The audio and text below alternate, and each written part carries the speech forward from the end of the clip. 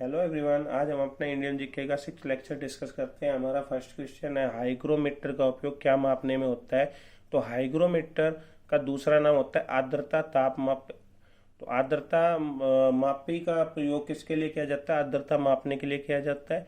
इसी से रिलेटेड एक क्वेश्चन होता है जो बहुत बार कंफ्यूज करता है, हाइड्रोमीटर। हाइड्रोमीटर होता है घनत्व मापी। इसका प्रयोग किस में किया जाता है? द्रवों का घनत्व मापने में किया जाता है। आई होप गाइस आपको समझ में आ रहा होगा। क्वेश्चन नंबर सेकंड की बात करते हैं, विद्युतीय तंतु में प्रयुक्त तत्व कौन सा होता है? तो विद्युतीय तंतु भैया टंगस्टन धातु का बना होता है। जैसे बल्ब की बात करते हैं तो बल्ब का फिलामेंट किसका बना होता है? टंगस्टन धातु का। क्वेश्चन नंबर 3 की बात करते हैं, किसका उपयोग दर्पण में रजतीकरण के लिए होता है? तो दर्पण में रजतीकरण करने के लिए सिल्वर नाइट्रेट का उपयोग होता है। क्वेश्चन नंबर 4 की बात करते हैं, निम्न में से कौन सा विटामिन ए का सबसे समृद्ध स्रोत है? तो सबसे ज्यादा विटामिन ए सेब एप्पल में मिलता है। क्वेश्चन नंबर 5, कौन सा रोग विषाणु द्वारा उत्पन्न होता है? तो विषाणु द्वारा रोग, वायरस द्वारा रोग होता है small pox. Small pox means क्या होता है? चेचक, जिसे माता भी कहते हैं। क्वेश्चन नंबर 6 की बात करते हैं, वो कह रहा है कि माउंट सिनेबग ज्वालामुखी किस देश में स्थित है? तो माउंट सिनेबग ज्वालामुखी भैया इंडोनेशिया देश में स्थित है। आई होप गाइस आपको समझ में आ रहा होगा। नेक्स्ट क्वेश्चन नंबर 7 की बात करते हैं, प्रसिद्ध सूर्य मंदिर किस भारतीय राज्य में स्थित है? तो कोणार्क उड़ीसा में स्थित है। ठीक है, इसको कोणार्क का सूर्य मंदिर भी कहते हैं और ये ओडिशा में, प्रेजेंट में ओडिशा में बिजू दल की सरकार है और वहाँ के मुख्यमंत्री कौन है? नवीन पटनायक है। ठीक है, और हीराकुंड बांध परियोजना भी उड़ीसा राज्य में है। क्वेश्चन नंबर 8 की बात करते हैं, भारत का सर्वोच्च जनसंख्या वाला शहर कौन सा है? मुंबई।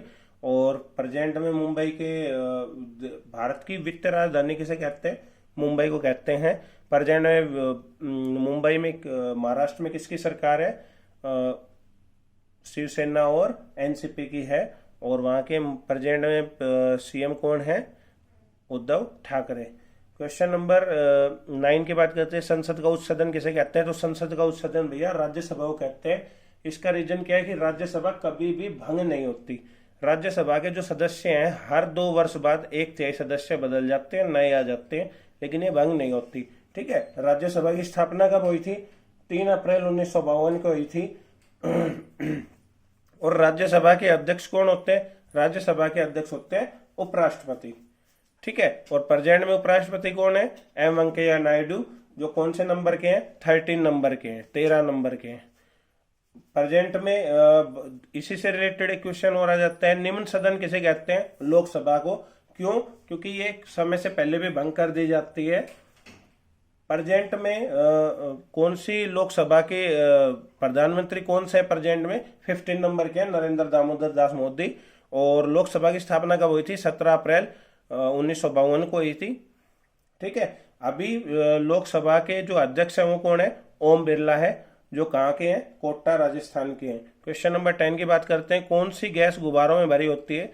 तो गुब्बारों में हीलियम गैस को भरते हैं। क्वेश्चन नंबर 11 की बात करते हैं, संचायी बैटरियों में कौन सी धातु प्रयुक्त होती है? तो भैया बैटरियों में सीसा धातु का प्रयोग करते हैं। और क्वेश्चन नंबर 12 की बात करते हैं, वो कह रहा है निकट दृष्टि दोष वाले लोगों द्वारा किस लेंस का उपयोग किया जाता है? तो अवतल लेंस। देखिए भैया ये अवतल लेंस वाला क्वेश्चन फिर से रिपीट हो गया।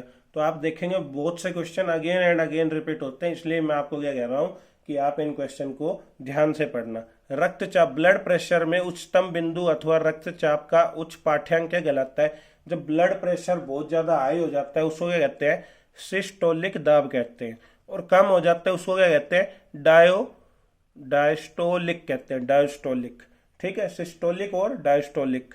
ठीक है, 90 से 120 के बीच में होता है नॉर्मल। अगर 60 से 80 हो जाए तो डायस्टोलिक कहते हैं, और 90 से 120 के ऊपर हो तो इसको क्या कहते हैं? सिस्टोलिक हो जाता है। क्वेश्चन नंबर 14 की बात करते हैं, सत्यार्थ प्रकाश के लेखक कौन है? तो भैया सत्यार्थ प्रकाश के लेखक है स्वामी दयानंद सरस्वती। इन्हीं के नाम पे किस यूनिवर्सिटी का नाम है? हरियाणा में रोहतक में स्थित MDU महर्षि दयानंद सरस्वती यूनिवर्सिटी। ठीक है, क्वेश्चन नंबर 15 की बात करते हैं, बाबा बंदा सिंह बहादुर ने किस गुरु के कहने पर संन्यास छोड़कर युद्ध किए? तो गुरु गोविंद सिंह, जो सिखों के 10वें गुरु थे, उनके कहने से बंदा सिंह बहादुर ने संन्यास छोड़ दिया था और युद्ध कर दिए थे start. Question number 16, Alauddin Khilji के सेनाध्यक्ष का क्या नाम था जिसने तमिल साम्राज्य पर आक्रमण किया, साउथ में गया और अपार धन दौलत के साथ लौटा? तो उसका नाम था Malik Kafur. Next question number 17 की बात करते हैं। उस मुस्लिम बादशाह का नाम बताइए जो बहुत मुश्किल से पढ़ सकता लिख सकता था और उसके दरबार में महान कवि अमीर खुसरो, जिसे तोते हिंद कहते थे, रहता था। तो उसका नाम था अलाउद्दीन खिलजी, वो बादशाह था। ठीक है। क्वेश्चन नंबर 18 की बात कर रहा है, कौन सा भारतीय राज्य कर्क रेखा द्वारा विभाजित नहीं है? तो ओडिशा। ठीक है भैया, देखिए कर्क रेखा को कहते हैं 23.5 डिग्री। ये भारत के 8 राज्यों से होकर गुजरती है, जिसमें गुजरात, राजस्थान, मध्य प्रदेश, छत्तीसगढ़, झारखंड, पश्चिम बंगाल, मिजोरम और त्रिपुरा।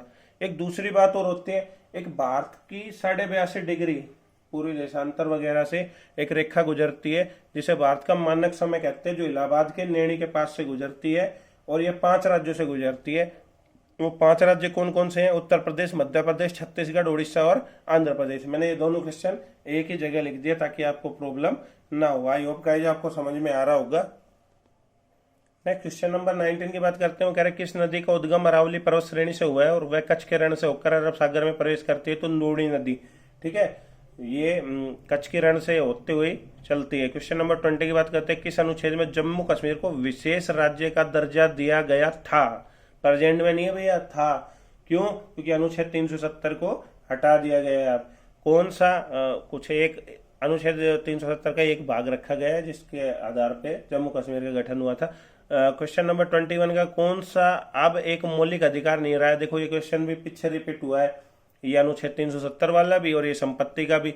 बताया था मैंने कि भाई 6 अधिकार और संपत्ति के अधिकार को हटाकर कानूनी का अधिकार बना दिया गया है। देखो लास्ट लेक्चर में भी था ये, और लास्ट में ये भी था। देखिए वर्ष 1969 में कितने बैंकों का राष्ट्रीयकरण किया गया था? तो 14 बैंक का, मैंने बताया था ये भी। क्वेश्चन नंबर 23 की बात करते हैं। किन उत्पादों पर उत्पाद शुल्क वसूल किया जाता है? तो समान उत्पादन पर, सामान के उत्पादन पे। आई होप गाइस समझ में आ रहा होगा आपको।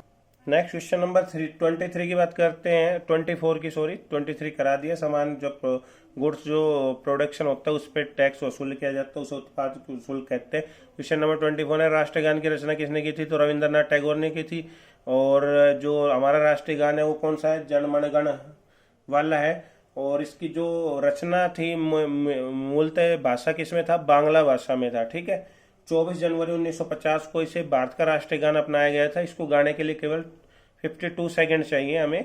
और 27 दिसंबर 1911 को पहली बार कांग्रेस का कोलकाता अधिवेशन होता है, इसमें ये गाया जाता है। वैसे रविंद्रनाथ टैगोर ने 2 और नेशनल राष्ट्रीय गान दिए हैं, 2 और देशों के, जिसमें एक बांग्लादेश का अमार सोनार बांग्ला और एक श्रीलंका का भी है। ठीक है, आई होप गाइस समझ में आ रहा होगा। क्वेश्चन नंबर 25 की बात करते हैं।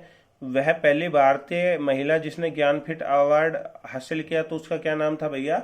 आशापूर्णा देवी ने पहली भारतीय महिला थी जिसे ज्ञानपीठ पुरस्कार मिला था। क्वेश्चन नंबर 26, भारत में चुनाव के लिए इलेक्ट्रॉनिक वोटिंग मशीन, देखिए ये क्वेश्चन फिर रिपीट हो गया। ईवीएम का प्रयोग कब हुआ था भाई? सबसे पहले 1982 में। क्वेश्चन नंबर 27 की बात करते हैं। मई 1998 में भारत के द्वारा कितने परमाणु परीक्षण किए गए थे? तो 5 परमाणु परीक्षण किए गए थे। आई होप गाइस आपको समझ में आ रहा होगा। क्वेश्चन नंबर 28 की बात करते हैं। किस वर्ष में एडमंड हिलेरी और तेंजिंग नोरगे माउंट एवरेस्ट की चोटी पर पहुंचे थे? देखो ये क्वेश्चन फिर रिपीट हो गया। तो 1953 में ये माउंट एवरेस्ट से पहुंचने वाले विश्व के पहले व्यक्ति थे। क्वेश्चन नंबर 29 देखिए, उसमें पूछा था नेपोलियन का, तो उसमें पूरी डिटेल बताई थी। देखिए ये क्वेश्चन फिर से आ गया। वाटरलू के युद्ध में किसने नेपोलियन को परास्त किया था? तो वेलिंगटन के ड्यूक ने किया था। और कब लड़ा युद्ध हुआ था? ये 18 जून 1815 को हुआ था। तो गाइज हरियाणा में जो भी पेपर है वो एक फिक्स पैटर्न है, उस पे ही रिपीट होते हैं। अगेन देखते हैं 170 से 180 क्वेश्चन पेपर है प्रीवियस, वो मैं सभी कराऊंगा आपको। तो मेरे को लग रहा है कि आपके जो जिक्के वगैरह है या मैथ है वो आपके टिप्स पे होना चाहिए। तो मैं मेहनत करा रहा हूँ, तो आप भी कर दीजिए। और कोई प्रॉब्लम आती है तो कमेंट्स बॉक्स में कमेंट्स कर सकते हैं आप, मोस्ट वेलकम है उसमें। और कोई वीडियो की क्लियरिटी को रिगार्डिंग कोई भी बात है तो आप बता सकते हैं। Thank you guys. अगला क्वेश्चन डिस्कस करते हैं। क्वेश्चन नंबर 30, रोमन शासक जूलियस सीजर की हत्या कब हुई? तो रोमन शासक जूलियस सीजर की हत्या 44 BC में हो गई थी, पूर्व में 44 ईस्वी पूर्व में। क्वेश्चन नंबर 31 के भूमध्य रेखा पर कितने दिन कितना लंबा होता है? तो 12 घंटे का होता है, क्योंकि भूमध्य रेखा पर सूर्य सीधा चमकता है। ठीक है भैया। क्वेश्चन नंबर 32 की बात करते हैं। किस ग्रह के 2 उपग्रह फोबोस और डिमोस है? मोस्ट इंपोर्टेंट क्वेश्चन है ये। काफी बार रिपीट हुआ है, तो फोबोस और डेमोस मंगल के उपग्रह हैं, ठीक है, मंगल ग्रह के। क्वेश्चन नंबर 33 की बात करते हैं। विश्व बैंक का मुख्यालय कहाँ है? तो वॉशिंगटन डीसी में। ये मोस्ट इंपोर्टेंट क्वेश्चन है जो रिपीट होते हैं अगेन एंड अगेन। इसकी स्थापना कब हुई थी? 1944 में हुई थी। क्वेश्चन नंबर 34 की बात करते हैं। संयुक्त राष्ट्र शैक्षणिक वैज्ञानिक सांस्कृतिक संगठन यूनेस्को का मुख्यालय कहाँ पे है? तो पेरिस में। देखिए लास्ट शायद लेक्चर में भी था यही क्वेश्चन। स्थापना कब हुई थी? 16 नवंबर 1945 को हुई थी। और कुल सदस्य देश कितने इसके? 193 है। Question number 35 most important. ऐसा कोई एग्जाम नहीं होता जिसमें ये क्वेश्चन नहीं आता। तो सिनोकोना के पेड़ की छाल से कौन सी औषधि निष्कर्षित होती है? तो कुनेन होती है, कहीं क्विनीन लिख देता है, ठीक है, मैंने दोनों नाम लिख दिए, आप कंफ्यूज मत होना। Question number 36 FIFA, last lecture में भी था, तो फीफा कप किस खेल से संबंधित है? फुटबॉल से है। क्वेश्चन नंबर 37 है खजुराहो स्थित है, तो खजुराहो कहाँ स्थित है भैया? मध्य प्रदेश में स्थित है। आई होप गाइज आपको समझ में आ। लेक्चर के लास्ट, आज के लेक्चर के लास्ट 4 क्वेश्चन बचे हैं। तो क्वेश्चन नंबर 38 ब्राजील की राजधानी कौन सी है? तो ब्रासीलिया। और जो ओलंपिक हुए थे वो कहाँ थे? ब्राजील के शहर रियो डी जनेरियो में। क्वेश्चन नंबर 39 गंगा नदी पर योजना प्रारूप तैयार करने के लिए किस समिति का गठन किया गया था? तो गिरधर मालवीय समिति का, ठीक है। जो बनारस हिंदू यूनिवर्सिटी BHU, उसके संस्थापक कौन थे? पंडित मदन मोहन मालवीय, उनके पोते हैं ये, ठीक है। क्वेश्चन नंबर 40 प्रधानमंत्री नरेंद्र मोदी द्वारा याद करो कुर्बानी उत्सव शुरू किया गया था? तो 15 अगस्त 2016 किया गया था। क्यों किया गया था? क्योंकि आजादी के 70 साल हो गए थे, उसको बना रहे थे, उसके उपलक्ष्य में किया गया था। क्वेश्चन नंबर 41 इतना इंपॉर्टेंट नहीं है फिर भी। क्वेश्चन नंबर रियो ओलंपिक 2016 का आधिकारिक नाम क्या था? तो कौन सा था? 31वां ओलंपियाड था, ठीक है। आई होप गाइज आपको समझ में आ रहा होगा। अगर आपको समझ में आ रहा है तो प्लीज ज्यादा से ज्यादा शेयर कर दीजिए। जिसने सब्सक्राइब नहीं किया वो सब्सक्राइब कर दीजिए, और हो सके तो मेहनत कर रहे हैं तो लाइक भी कर दीजिए। Thank you guys and have a nice day.